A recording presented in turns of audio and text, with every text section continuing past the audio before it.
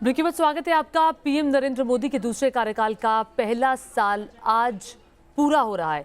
इस खास मौके पर पीएम मोदी ने देश की जनता के नाम एक ऑडियो मैसेज जारी किया, जिसमें उन्होंने कहा कि जनता को आभार व्यक्त करने और उससे आशीर्वाद लेने हम आए हैं। पीएम मोदी ऑडियो मैसेज में उन्होंने कहा कि देश में दशकों बाद जनता ने किसी सरकार को दूसरी बार पूर्ण बहुमत की सरकार बनाकर जिम्मेदारी सौंपी थी। पीएम मोदी ने इस दौरान एयर स्ट्राइक, आर्टिकल 370, राम मंदिर निर्माण, 3 तलाक, नागरिकता संशोधन कानून जैसे बड़े फैसलों का जिक्र भी किया। मेरे प्रिय स्नेहीजन, आज से 1 साल पहले भारतीय लोकतंत्र के इतिहास में एक नया स्वर्णिम अध्याय जुड़ा। देश में दशकों बाद पूर्ण बहुमत की किसी सरकार को लगातार दूसरी बार जनता ने जिम्मेदारी सौंपी थी।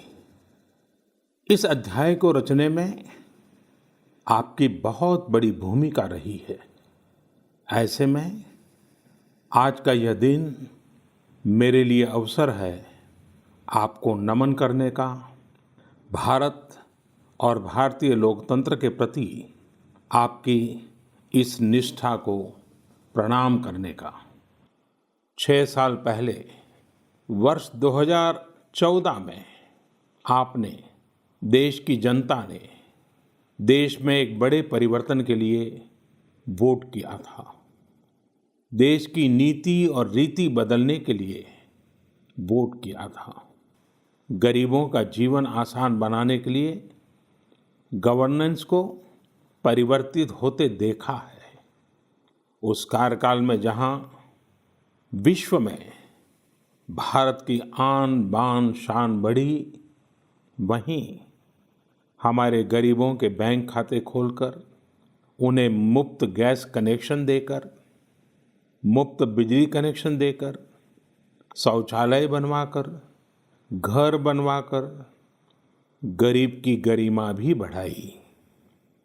उस कार्यकाल में जहां सर्जिकल स्ट्राइक हुई, एयर स्ट्राइक हुई, वहीं हमने 1 rank 1 pension, 1 nation 1 tax, GST, किसानों की एमएसपी की बरसों पुरानी मांगों को भी पूरा करने का काम किया।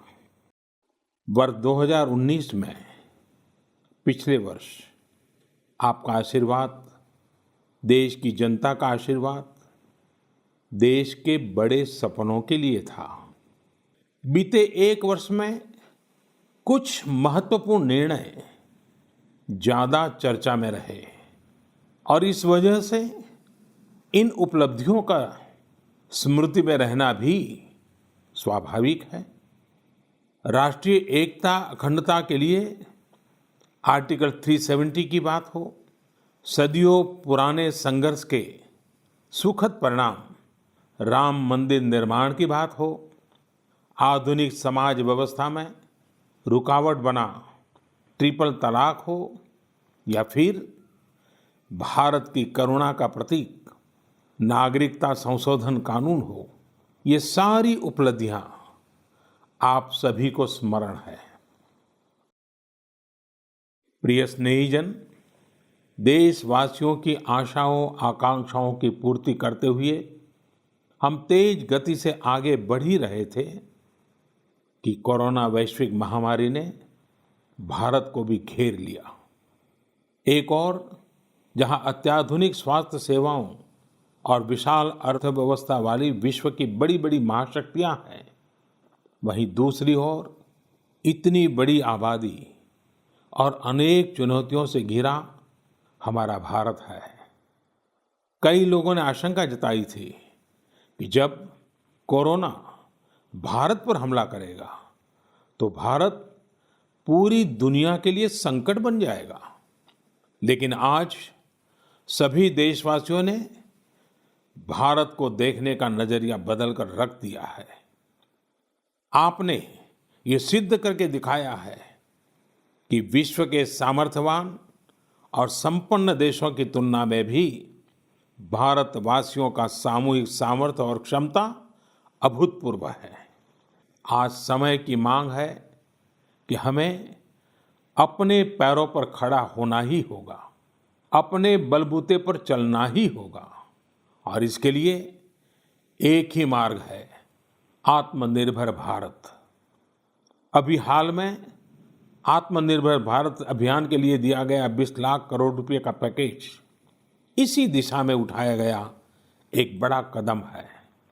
यह अभियान हर एक देशवासी के लिए, हमारे किसान, हमारे श्रमिक, हमारे लघु उद्यमी, हमारे स्टार्टअप से जुड़े नौजवान, सभी के लिए नए अवसरों का दौर लेकर आएगा।